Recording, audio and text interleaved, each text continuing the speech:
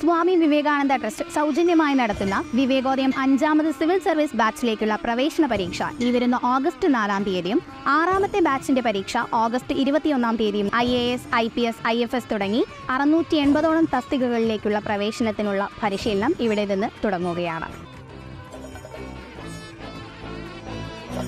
Thiruvallamala DYFI west east മേഖലാ കമ്മിറ്റിയുടെ നേതൃത്വത്തിൽ വാവുബലിക്ക് എത്തിച്ചേർന്ന ഭക്തർക്ക് ചുക്കുകാപ്പി വിതരണം നടത്തി. തിരുവല്ലാമല പാമ്പാടി ഐവർമഠം ക്ഷേത്രത്തിൽ കർക്കിടക വാവു ബലിയോടനുബന്ധിച്ച് ബലിതർപ്പണത്തിനെത്തിയ ആളുകൾക്ക് ഡിവൈഎഫ്ഐ തിരുവല്ലാമല വെസ്റ്റ് ഈസ്റ്റ് മേഖലാ കമ്മിറ്റികളുടെ നേതൃത്വത്തിൽ ചുക്കുകാപ്പി വിതരണം സംഘടിപ്പിച്ചു.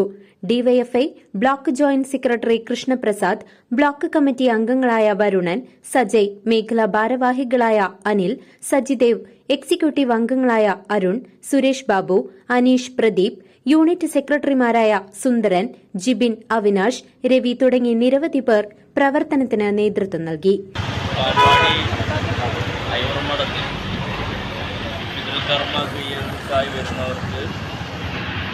ഡിവൈഎഫ്ഐ തിരുവല്ലാമല വെസ്റ്റ് ഈസ്റ്റ് മേഖലാ കമ്മിറ്റി സംയുക്തമായി ഇന്നേ ദിവസം ഇവിടെ സൗജന്യ ചുക്കുകാപ്പി വിതരണം നടത്തിയിരിക്കുകയാണ്.